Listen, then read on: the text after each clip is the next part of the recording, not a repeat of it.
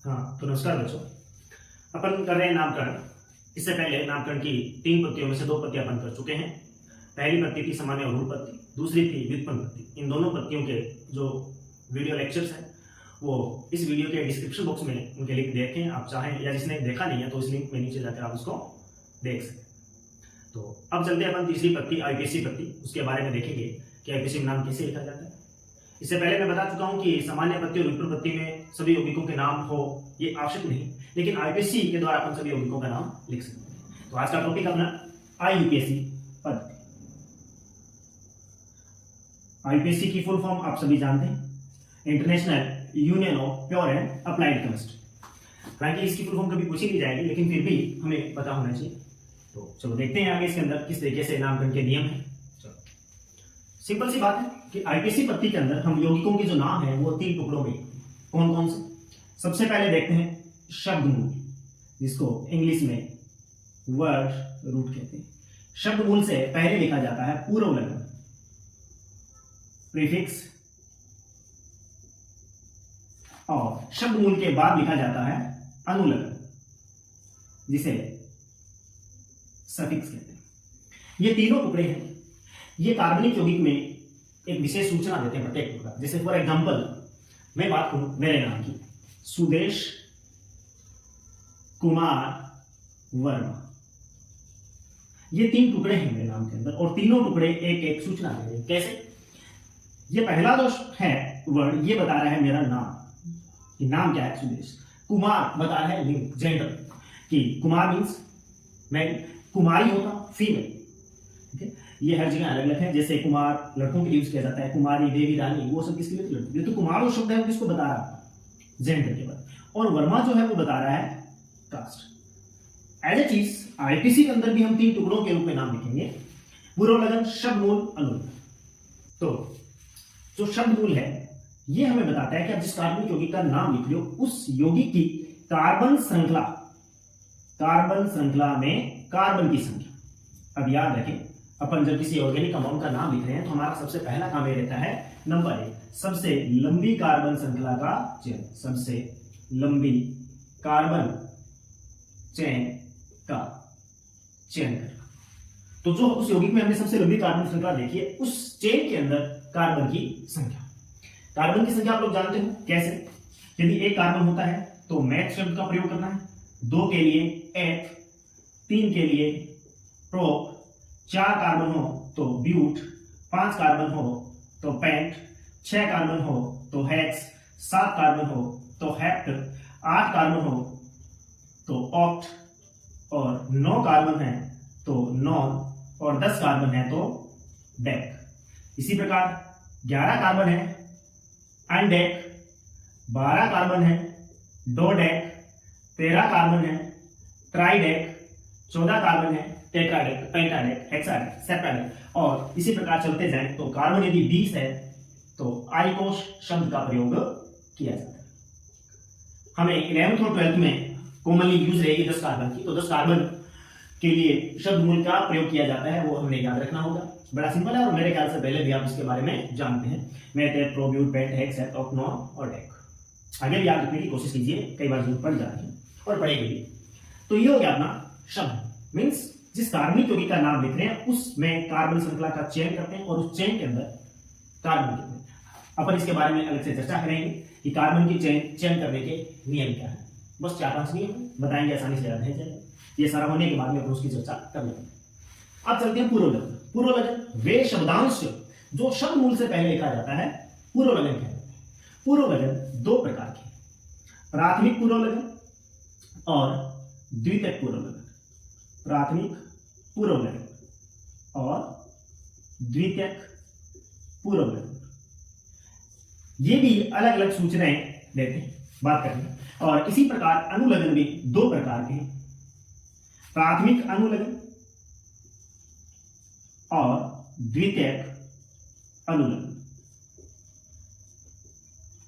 प्राथमिक अनुलगन किसकी सूचना देता है, द्वितीयक अनुलगन किसकी सूचना देता है, देखते हैं अपन एक एक करके। अब मैं इस पूरे जो आईपीसी नाम लिखने का एक फॉर्मेट है उसको एज इट इज फॉर्मेट के रूप में लिख रहा हूं। शब्दमूल से पहले प्राथमिक पूर्वलगन और प्राथमिक पूर्वलगन से द्वितीयक पूर्वलगन। उधर चलेंगे प्राथमिक अनुलगन और द्वितीयक अनुलगन। पूर्व शब्दमूल, वर्ड रूट। वर्ड रूट से पहले लिखा जाएगा प्राथमिक पूर्व लगन, और प्राथमिक पूर्व लगन से पहले इधर लिखा जाएगा द्वितीयक पूर्व। उधर चलें दाईं ओर तो प्राथमिक अनुलग्न, उसके बाद द्वितीयक अनुलग्न। आसान सी है, बस थोड़ा सा ध्यानपूर्वक समझते जाइए। शब्दमूल की चर्चा कर चुके हैं। नंबर ऑफ कार्बन, कि जिस कंपाउंड का आप नाम लिख रहे हो उसमें कार्बन की संख्या मैथड को। ओके। प्राथमिक पूर्वलग्न, प्राथमिक पूर्वलग्न के अंदर हम ये लिखते हैं कि यौगिक जिसका आप नाम लिख रहे हो कार्बनिक यौगिक, उसकी जो कार्बन की श्रृंखला है वो बंद है या खुली है। बंद मतलब चक्रीय है या अचक्रीय, चक्रीय है या अचक्रीय है। यदि उस यौगिक में सभी कार्बन एक बंद वलय का निर्माण कर रहे हैं वो यौगिक चक्रीय है, और यदि ओपन चेन है, ओपन चेन मतलब क्लोज चेन, चक्रीय मतलब आपस में जुड़कर कोई वलय का निर्माण करके बैठे, ये चक्रीय यौगिक है, ये अचक्रीय। यदि अचक्रीय है तो कुछ नहीं लिखना, और यदि यौगिक चक्रीय है तो प्राथमिक पूर्वलग्न की जगह लगा दिया जाएगा साइक्लो। याद दें, ध्यान दें, यदि यौगिक चक्रीय है तो साइक्लो शब्द लगाना है, अचक्रीय है तो कुछ भी नहीं लिखना, खाली छोड़ देना है, मतलब वो उसमें कुछ नहीं आएगा। अब चलते हैं द्वितीयक पूर्वलग्न। द्वितीयक पूर्वलग्न में क्या लिखते हैं? यौगिक में उपस्थित प्रतिस्थापी। अब ये प्रतिस्थापी क्या होता है? जब हम कार्बन श्रृंखला का चयन करते हैं, सबसे लंबी चेन बनाते हैं, तो कुछ हाइड्रोकार्बन समूह बाहर रह जाते हैं, या एक से भी क्रियात्मक समूह आगे आएगा, आप समझ जाओगे कि क्रियात्मक समूह के अतिरिक्त जो भी समूह श्रृंखला से बाहर होता है उसको क्या बोलते हैं? प्रतिस्थापी। और उस प्रतिस्थापी को कहां लिखा जाता है? सबसे पहले नामकरण में, सबसे पहले मतलब सेकेंडरी प्रीफिक्स की जगह। द्वितीयक पूर्वलग्न, प्राथमिक पूर्वलग्न यौगिक चक्रीय या अचक्रीय, शब्दमूल उस यौगिक में कार्बन की संख्या कितनी है, और प्राथमिक अनुलग्न ये बताता है यौगिक संतृप्त है या असंतृप्त। कैसे? कंपाउंड सैचुरेटेड है या अनसैचुरेटेड। इसका मतलब क्या है? यदि कार्बनिक यौगिक में सभी कार्बन आपस में सिंगल बॉन्ड से हैं तो वो संतृप्त है, और यदि कहीं कहीं कार्बन और कार्बन के बीच में द्विबंध या कार्बन और कार्बन के बीच में त्रिबंध उपस्थित है तो वो यौगिक कहलाते हैं असंतृप्त। सभी कार्बन सिंगल बॉन्ड से जुड़े हुए हैं तो वो संतृप्त। तो क्या लिखना है? संतृप्त मतलब सिंगल बॉन्ड से हैं सभी कार्बन, तो एन शब्द का प्रयोग करना है। यदि कहीं द्विबंध आ गया तो इन, और यदि कहीं कार्बन और कार्बन के बीच त्रिबंध है तो हम लिखेंगे आइन। ठीक है, एन, इन और आइन शब्द ध्यान में है। द्वितीयक अनुलग्न लास्ट, यौगिक में उपस्थित क्रियात्मक समूह की जानकारी देता है। फंक्शनल ग्रुप की कोई भी जो क्रियात्मक समूह है उसका नाम कहां लिखना है? लास्ट में, क्रियात्मक समूह। द्वितीयक अनुलग्न के रूप में हर यौगिक के लिए क्रियात्मक समूह के जो द्वितीयक अनुलग्न है वो निर्धारित है। कैसे? कुछ तो आप जानते हैं। OH के लिए हमने काम में लेना है ओल, COOH के लिए काम अपन लेंगे ओई कमल, NH2 के लिए यूज लेंगे अपन एमीन, CHO जिसमें एल्डिहाइड कहलाता है, जिस यौगिक में CHO समूह पाया जाता है वो एल्डिहाइड यौगिक कहलाते हैं, और एल्डिहाइड यौगिक के लिए अपन एक काम में लेंगे। तो टोटल अपने पास 16 क्रियात्मक समूह है द्विबंध और त्रिबंध के सहित। उन 16 क्रियात्मक समूह के लिए हमने याद रखना है द्वितीयक अनुलग्न। धीरे धीरे अपन जब एक एक कंपाउंड करते जाएंगे, एटलीस्ट जब फाइनल तक पहुंचेंगे तो हमें सभी के अनुलग्न याद हो जाएंगे। अब एक बार फाइनली अपन इसको लिख लेते हैं। कैसे? कि किसी भी कार्बनिक यौगिक का नाम लिखा जाएगा तो सबसे पहले लिखा जाएगा उसमें उपस्थित प्रतिस्थापी, मतलब द्वितीयक पूर्वलग्न। उसके बाद में लिखा जाएगा यौगिक चक्रीय है या अचक्रीय। फिर लिखा जाता है नंबर ऑफ कार्बन, उस कंपाउंड में कार्बन कितने चेन। फिर लिखा जाएगा एन या इन या आइन, मतलब संतृप्त है या ऐसे। और लास्ट में लिखा जाएगा क्रियात्मक समूह का नाम। याद रखें, जब भी आप किसी ऑर्गेनिक कंपाउंड का नाम लिख रहे हो इस फॉर्मेट को नहीं भूलना। आप चाहे भले ही कितने ही प्रैक्टिस कर चुके हो, मेरी एक राय रहेगी आपको कि जब भी किसी कंपाउंड का नाम लिख रहे हो तो अपने आप से सवाल पूछते जाएं, द्वितीयक पूर्वलग्न क्या आएगा, इसमें प्राथमिक पूर्वलग्न क्या लिखना है, शब्दमूल क्या लिखना है, प्राथमिक अनुलग्न क्या लिखना है, द्वितीयक अनुलग्न क्या लिखना है। ये काम यदि आप साथ में लेके चलोगे तो आपका ऑर्गेनिक कंपाउंड का कभी भी आईपीसी नाम गलत नहीं होगा। क्यों नहीं होगा? नियम, और नियम में कंपाउंड के 5 टुकड़े वो हमें पता है, स्ट्रक्चर में दिख जाएंगे। तो ये है हमारा आईपीसी नाम लिखने का एक फॉर्मेट। लिख लो हाथ से, पेन से, परमानेंट 2, 4, 5 दिन तक लिखते रहो, उसी को साफ हो जाए वापस लिख लो, और एक बार हेड में आ गया तो फिर ये दोबारा याद रखने की जरूरत नहीं होगी। तो अब मैंने पीछे बात की थी शब्द, हम नामकरण किसका कर रहे हैं? कार्बनिक यौगिकों का। कार्बनिक यौगिकों में कार्बन होगा। कार्बन कौन से लिखे जाते हैं? श्रृंखला के कार्बन। अब श्रृंखला कौन सी रहेगी? श्रृंखला का चेन श्रृंखला के चयन करने के नियम क्या है वो अपन देखने वाले हैं। तो 1 2 3 4 5 बिंदु है अपने पास, वो याद रहेंगे, ये याद हो चुका है मेरे ख्याल से, और 5 बिंदु याद रखेंगे तो हमें कार्बन श्रृंखला का चयन करना भी आ जाएगा। और ये A को याद रखने की बात है नहीं, आप पहले से जानते हो। क्रियात्मक समूह 16 है, धीरे धीरे सभी के याद रह जाएंगे, 2-4 आपके याद है, जैसे ऑल, ओई कमल, एमीन, एल, ठीक है।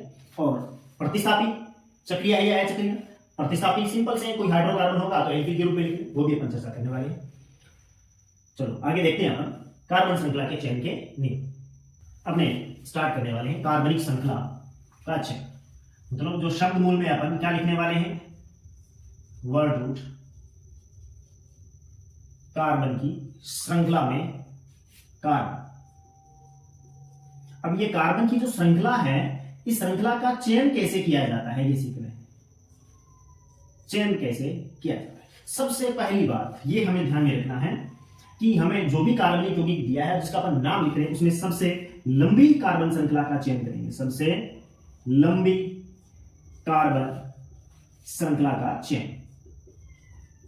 मैं आपको 2-3 कंपाउंड लिख के दे रहा हूं, जैसे कार्बन कार्बन कार्बन, जैसे अकेले एक बार मैं लिख देता हूं CH3 CH2 CH2 और CH। चयन जानते, चयन यदि किसी को समस्या आ रही श्रृंखला तो एक बार ऐसे मान लो कि जो अपन गले में महिलाएं वगैरह या पुरुष भी कुछ पहनते हैं, गले में चेन जो होती है उसको खोलते हैं तो उसके 2 सिरे बन जाते हैं, एक सिरा और दूसरा सिरा।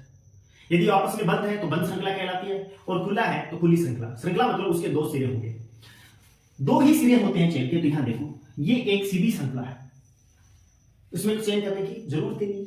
यदि मैं एग्जांपल आपको इस तरीके का लिख देता, अब मैं हाइड्रोजन नहीं कर रहा वैलेंसी पूरी करने के लिए क्योंकि बार बार ये काम नहीं करता। अब देखो इसके 3 मुक्त सिरे दिख रहे हैं, अब आपको क्लियर हो जाएगा, 1 2 तीसरा। आपको पता है चेन के तो 2 ही सिरे होते हैं, तो कौन सा सबसे लंबी चेन हो।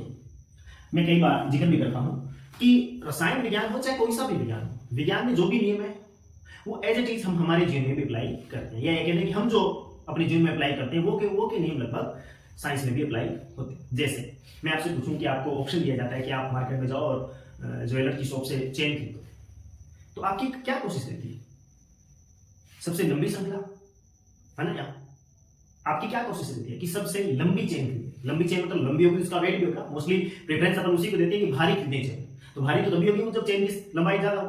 वो काम यहाँ करना है, हमें भी यहाँ लंबी चेन चुननी है, याद रह जाएगा मेरे ख्याल से। हाँ, तो 1 2 3 4 5, यदि मैं ये वाली चेन चुनूं तो इसमें कितने कार्बन आ रहे हैं, 5 कार्बन। एक चेन ये भी है, 2 सिरे यहां भी तो बन रहे हैं, मैं इसको इस तरह मोड़ देता। श्रृंखला का चेन मतलब ऐसा नहीं कि सीधी चेन, कुछ भी हो, मुड़ी टेढ़ी जैसी भी हो, 2 सिरे होने चाहिए, ये 2 सिरे आ रहे हैं, लेकिन इसमें 1 2 3 4 कार्बन है। आप किसको प्राथमिकता दोगे, इसको देंगे, ये चेन से। तो यहां है कार्बन श्रृंखला का चेन। एक और एग्जांपल देख लेते हैं, आपके क्लियर हो जाए।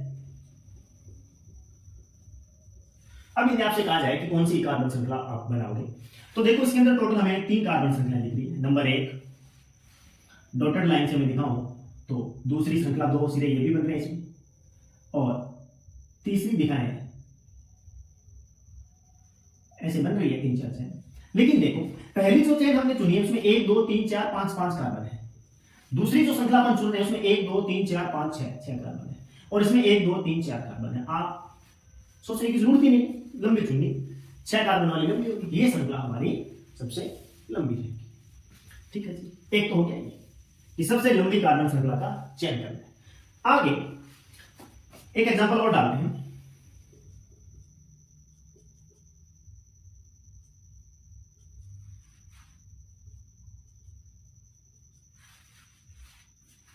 देखो इस कंपाउंड के अंदर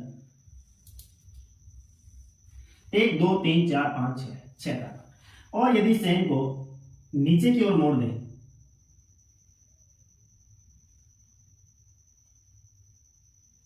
इसमें 1 2 3 4 5 इसमें भी 6 कार्बन। यदि आपको किसी यौगिक में समान लंबाई की 2 चेन मिल रही है तो आप उस दोनों में से किसको प्राथमिकता दोगे।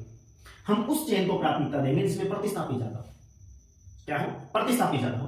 प्रतिस्थापी क्या होता है, पहले ये शब्द आया भी है कि जब नामकरण किया जाता है तो जो द्वितीयक पूर्वक है ना वह हम प्रतिस्थापी लिखते हैं। प्रतिस्थापी आपने चेन बनाई, चेन से बाहर जो निकलेगा सिवाय क्रियात्मक समूह, ये वाली चेन आपने बनाई तो ये देखो ये हाइड्रोकार्बन बाहर निकले, ये प्रतिस्थापी। जब आपने इस कार्बन श्रृंखला का चयन किया, 6 कार्बन किया, लंबी यही लेंगे, तो एक ये बाहर चला गया कार्बन और एक ये बाहर कार्बन, ये हाइड्रोकार्बन, दोनों प्रतिस्थापी। ठीक है, तो मेरे ख्याल से प्रतिस्थापी समझ गए। अब देखो 6 कार्बन की है, 6 कार्बन की है। जब ये लंबे वाली श्रृंखला चुनते हैं तो 1 पूरा प्रतिस्थापी, 2 और 3। एक बंद से जो बाहर निकल गया, एक बंद से जो बाहर निकला वो एक प्रतिस्थापी, दूसरा प्रतिस्थापी और तीसरा एक बंद। ऐसे नहीं कि ये भी प्रतिस्थापी नहीं, बंद से जो लटक गया वो एक ही प्रतिस्थापी है। तो इस कार्बन में कौन से स्टेट वाली में अपने को 1, 2 और 3 प्रतिस्थापी मिल रहे हैं। जबकि ये वाली श्रृंखला चूज करते हैं नीचे वाली, इसमें भी कितने कार्बन है? 6 कार्बन है। लेकिन यहां कितने प्रतिस्थापी बाहर निकले? एक तो ये निकल रहा, एक नीचे ये निकल रहा 2, एक पूरा का पूरा ये 3, एक ये 4 और एक ये देखो कार्बन 5। कितने प्रतिस्थापी निकल रहे? 5 प्रतिस्थापी निकल रहे। तो हम समान श्रृंखला यदि मिल रही है तो हम उस श्रृंखला को वरीयता देते हैं जिसमें प्रतिस्थापियों की संख्या ज्यादा हो। तो समान लंबाई वाली श्रृंखलाएं प्राप्त होती हो तो उस श्रृंखला को वरीयता दी जाती है, मतलब उसका चयन किया जाता है, वरीयता दी जाती है जिसमें प्रतिस्थापियों की संख्या अधिक हो। प्रतिस्थापियों की संख्या अधिक हो गया। ठीक है, तो ये है हमारे। चलिए आगे और भी नियम आते जाएंगे, धीरे धीरे सिखाता जाऊंगा मैं। बट एक बार मोटा मोटा सा बात कर ले। सबसे लंबी श्रृंखला समान लंबाई की मिल रही है तो इसमें ज्यादा प्रतिस्थापी हो वो छोड़। इसके अतिरिक्त एल्कीन में जब चलेंगे तो हम उस समय लंबाई को भूल जाते हैं, उस समय हम देखते हैं कि क्रियात्मक समूह चयन में आना चाहिए। पर एक बात स्टार्टिंग अपन यहीं से करने वाले हैं। तीसरा अगला काम रहता है श्रृंखला का अंकन, कार्बन श्रृंखला का अंकन। जो हमने कार्बन श्रृंखला का चुनाव किया है उसमें जो कार्बन के परमाणु उनको अंक देने हैं। बिना दो प्रतिस्थापी को अंक देने की जरूरत है ही नहीं। यदि प्रतिस्थापी है, जैसे ये वाला एग्जांपल देखें, ये हमारी मुख्य श्रृंखला है 5 कार्बन की। जब अपन नाम लिखेंगे तो इस प्रतिस्थापी को लिखना पड़ेगा, सबसे पहले लिखना पड़ता है द्वितीयक पूर्व। तो ये प्रतिस्थापी कहां जुड़ा है, इस पे जुड़ा है, इस पे जुड़ा है, कहां जुड़ा है, ये हमें बताना पड़ता है। तो बताना पड़ता है तो कैसे बताएं? कार्बन की संख्या से। तो इसका अंकन करते हैं। अंकन उस दिशा से किया जाता है जहां से प्रतिस्थापी को न्यूनतम अंक दिया जा सके। वैसे नियम याद रखें कि अंकन उस साइड से, क्योंकि आपको पता है चेन के 2 सिरे हैं, लेफ्ट और राइट या जो भी है 2 सिरे हैं, तो कौन से सिरे से अंकन प्रारंभ किया जाएगा? उस सिरे से अंकन प्रारंभ किया जाएगा जहां से नंबर 1 यदि यौगिक में क्रियात्मक समूह उपस्थित हो तो उसको वरीयता देंगे। किसको वरीयता देनी है? यदि यौगिक में फंक्शनल ग्रुप उपस्थित है तो वो देखो कहां से नजदीक पड़ रहा है, लेफ्ट साइड से या राइट साइड से। यदि क्रियात्मक समूह नहीं है तो द्वितीय वरीयता दी जाती है उसमें उपस्थित डबल बॉन्ड या ट्रिपल बॉन्ड। डबल बॉन्ड है तो पहले डबल बॉन्ड देखो कौन सी साइड से नजदीक पड़ रहा है, या नहीं है तो नहीं देख सकते। ट्रिपल बॉन्ड है तो ट्रिपल बॉन्ड दोनों उपस्थित है तो हम वरीयता किसको देंगे? Double bond. नए क्रियात्मक समूह है, नए डबल बॉन्ड और ट्रिपल बॉन्ड है तो तृतीय वरीयता मिलती है प्रतिस्थापी को, कि जिस यौगिक का अपन नाम लिख रहे हैं उसमें जो प्रतिस्थापी है वो कौन सी साइड से नजदीक पड़ रहा है। ठीक है, अब देखो मैं इसमें कार्बन बढ़ा देता हूं एग्जांपल में। ये हो गया 6। मैं इधर लेफ्ट साइड से अंकन करूं C1 2 3 4 5 और 6। प्रतिस्थापी कहां है? 3 नंबर का। यदि मैं राइट हैंड से स्टार्ट करता तो 1 2 3 4 5 6, तब हमारा ये वाला कार्बन रहता 4 नंबर का। तो सब्स्टिट्यूट जो प्रतिस्थापी है वो 4 नंबर पे जाता। लेफ्ट टू राइट करते हैं तो 3 पे आ रहा है, राइट टू लेफ्ट करते हैं तो ये 4 पे आ रहा है। हमें कौन सा अंकन सही है? ऊपर वाला, क्योंकि ऊपर वाले तरीके से अंकन करते हैं तो प्रतिस्थापी को न्यूनतम 3 नंबर मिलेगा। और एग्जांपल देख लेते हैं, जैसे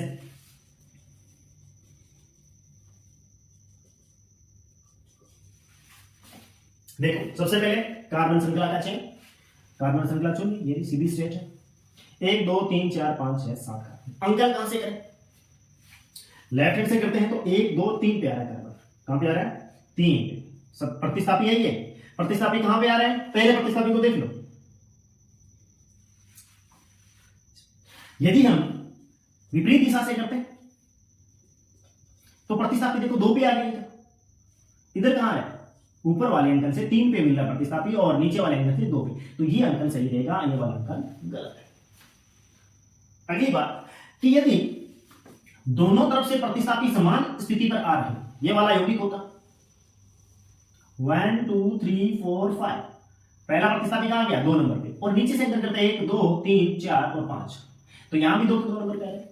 यदि दोनों ही तरफ से अंकन पर समान स्थिति मिल रही हो, समान प्रतिस्थापियों को, तो आप किसी भी दिशा से अंकन कर सकते हो। और मोस्टली याद रखना कि अपन लेफ्ट टू राइट प्रेफरेंस ही देंगे।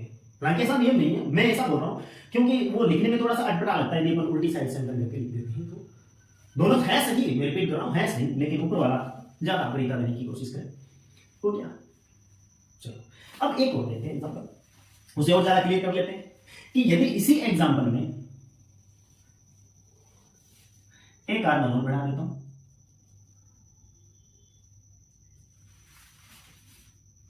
कार्बन की श्रृंखला कौन सी रहेगी? ये वाली रहेगी। स्टार्ट करते हैं 1 2 3, 3 पे आ गया प्रतिस्थापी, 4 5, नीचे से अंकन करते हैं 1 2 3, इधर भी 3 पे आ रहा है और इधर भी कहां से आ रहा है 3। लेकिन ये दोनों प्रतिस्थापी एक जैसे नहीं है। यहां पहले वाले एग्जांपल में तो दोनों एक जैसे थे, यहां एक एथिल ग्रुप है। हाँ, ये आपको बताना रहेगा कि जो भी ये क्या है एक्चुअल में CH3 है, CH3 CH2। हालांकि मैंने पहले बोल दिया था कि मैं हाइड्रोजन नहीं लिख रहा, वैलेंसी पूरी करने के लिए जितने रिक्वायरमेंट है वो नहीं लिख रहा, क्योंकि बार बार लिखेंगे। ये जो है कार्बन श्रृंखला का भाग जो बाहर रह जाता है हाइड्रोकार्बन, इसको प्रतिस्थापी के रूप में लिखना है तो किस रूप में लिखेंगे? एल्किल। अब एल्किल समूह को नाम कैसे लिखा जाता है, अपन चर्चा पीछे के लेक्चर में कर चुके हैं। एक कार्बन का एल्किल क्या कहलाता है? मैथिल। और 2 कार्बन का एल्किल समूह क्या कहलाता है? एथिल। यदि मैं इसकी वैलेंसी पूरी करूं तो ये CH3 CH2 एक बार कर रहे हैं, बार बार इसकी जरूरत नहीं रहेगी, आपकी भी प्रैक्टिस हो जाएगी। ये देखो, ये 2 कार्बन का प्रतिस्थापी एथिल और ये कार्बन का प्रतिस्थापी मैथिल। दोनों एक जैसे थे तो आप अपनी इच्छा से कर सकते थे, 2 प्रतिस्थापी एथिल, लेकिन दोनों के अलग अलग हैं। तो आप देखो समान पोजीशन पे आ रहे हैं, तो जो अल्फाबेट में पहले आता है अंकन उस साइड से किया जाएगा। अल्फाबेट में पहले एथिल आता है, ये वाला अंकन सही रहेगा। हो गया। 2 प्रतिस्थापी दोनों ही डायरेक्शन से सेम पोजीशन पे आ रहे हैं और दोनों सेम हो, फिर तो सोचने की जरूरत नहीं किसी भी साइड से। लेकिन यदि दोनों अलग अलग हैं तब क्या करेंगे? तब उस साइड से अंकन करेंगे जहां से अल्फाबेट में आने वाला सब्स्टिट्यूट प्रतिस्थापी पहले आता। क्लियर? अगली बात, आपको एग्जांपल कुछ और इस तरीके का भी मिल सकता है और कुछ उदाहरण देखते हैं। जैसे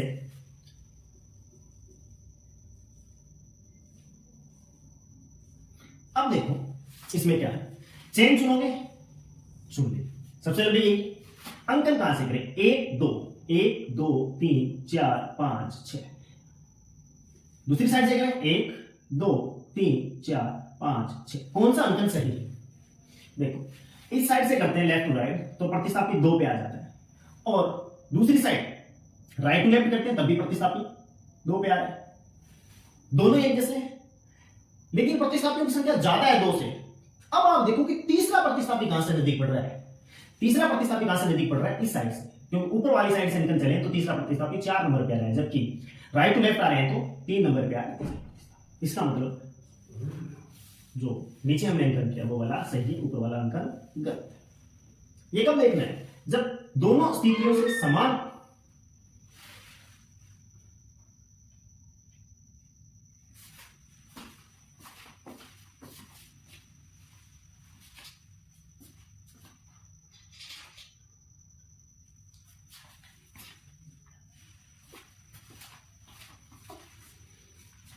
ये कब देखना है?